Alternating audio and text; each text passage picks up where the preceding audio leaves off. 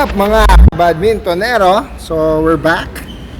This is Sunday training. So I'm going to show you one drill for this day.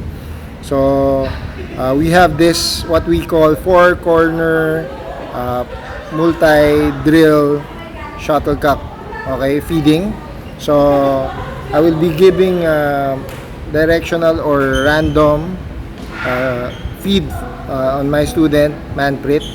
So he will be doing the feeding and receiving the ball and putting it on the four corners of the court, which is the point 1, point 2, and point 3. So basically, the four corners of the court is the maximum or the farthest and what we call the longest range of the balls, which is like forming a square in terms of putting the ball in the four corners. So today is Sunday, so we're doing a short training for this drill. It is called the multi-functional shuttle feeding, which is four corners. We'll be doing it patterned asterisk, and then after doing asterisk and then putting the ball on the first point, second point, and third point, and the fourth point, we'll be doing random. So I will be feeding the ball randomly, and then the player will direct the ball on the four corners, which is point 1, point 2, point 3, and point 4. I hope you will like this video because this is for anticipation and also for accuracy. It's a combination of training to improve your accuracy and your anticipation on the ball. At the same time, the endurance of your legs during rallies. So basically, we'll be doing 25 shuttlecocks in every set. So my minimum shuttlecock when I do feeding is like 25 shuttlecock, and then sometimes maximum feed is like 50 shuttlecocks. So that my player is supposed to be doing the 50 rally, or 25 rallies each with intervals of 30 seconds if you want to give your students what we call break in each round. And then my advice when doing feeding, you must focus on the accuracy of the player, at the same time the accuracy of your feed. At the same time, the goal of your feed, what is the goal of your feed? Is it high intensity, moderate speed, or low intensity feeding? So you have to take note of that and plan what speed of the training will you give, or what speed of the feeding will you give to the athlete that you're feeding.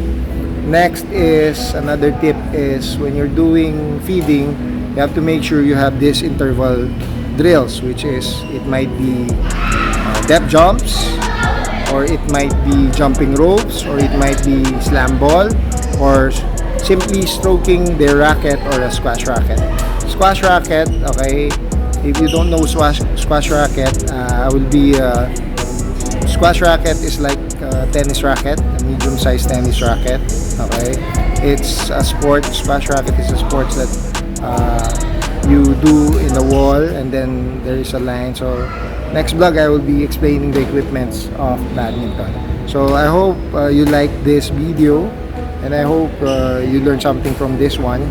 So if you are a coach, make sure you always give rest and water break to your players during this season, which is if the season is so hot, try to give intervals during feeding. But if it's not that humid or not that hot temperature or high temperature, you must do like minimal water breaks, so that your players will learn how to consume their energy and to preserve their energy as well.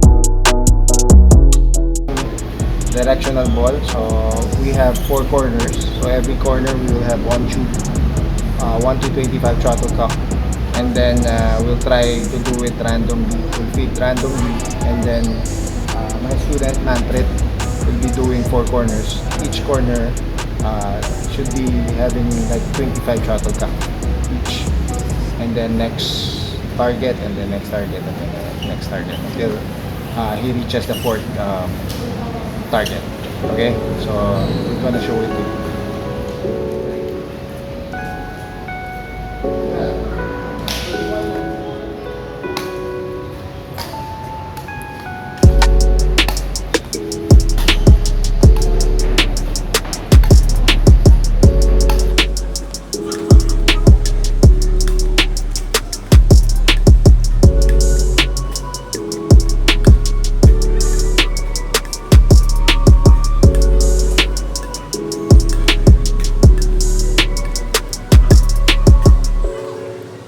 Target done.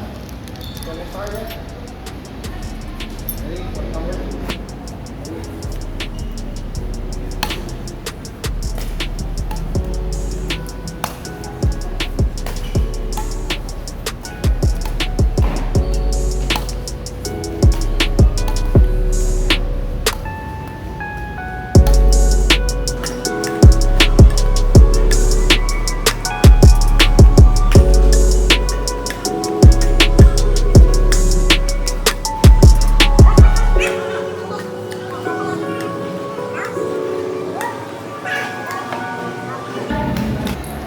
Okay, so if you observe that your student is so tired, so you may give at least 30 seconds interval, so that to allow the muscle to rest for a while.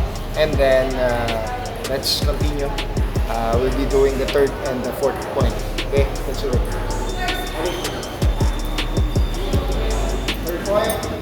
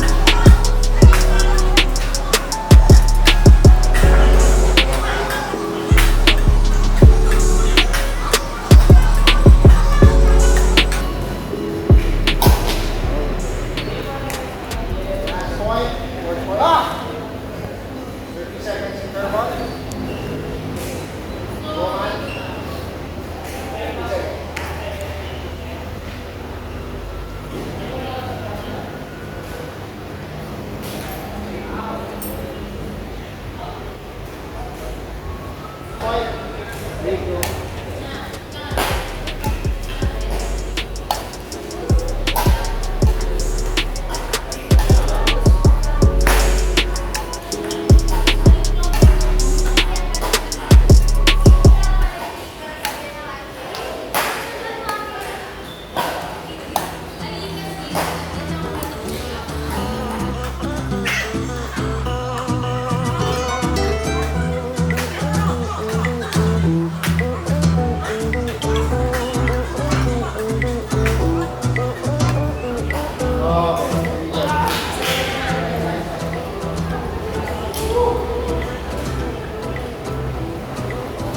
Okay, that's it. This is the end of our video and training for today. I hope you learn a lot from this one. Just like what I always tell you, okay, you know the drill. Okay, stay healthy, badmintonero.